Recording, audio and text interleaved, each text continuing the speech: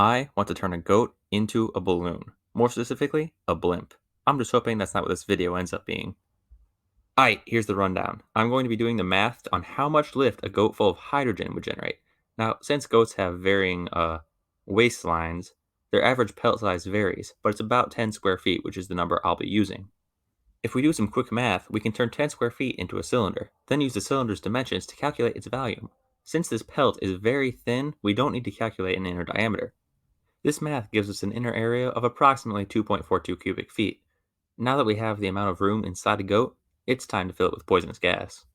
Helium is the standard due to its stability, but it doesn't generate as much lift as its much more flammable cousin, hydrogen, which I'll be using.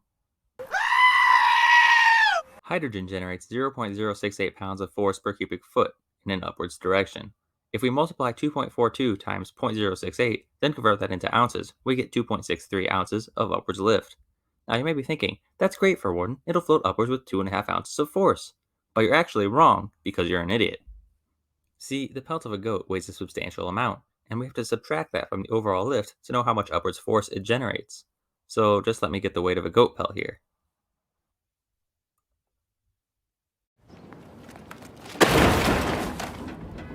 Guess it's over. I'll never get a goat zeppelin. But what if we abused more than one small defenseless animal? You see, due to some weird math stuff, the greater the outer surface area, the more space there is inside, which means hypothetically, if we just kill enough goats, we can get the balloon to float. Let's try 5 goats. Won't lift its own weight? Add more animal suffering. 10 goats. Not enough. More suffering. 20. Not enough. More suffering. 50. Not enough. More suffering. 100 goats. Still not enough. Add more suffering. 200 sacrifices, and it's still not enough. More suffering. 400 goats. It's done. I sacrificed enough innocent lives.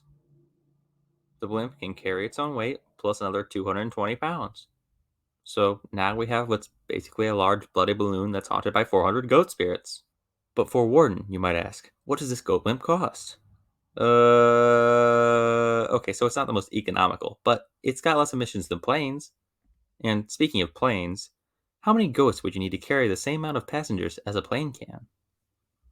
Well, as it turns out, this is really hard to calculate because I have no idea how fast a goat blimp could carry people around.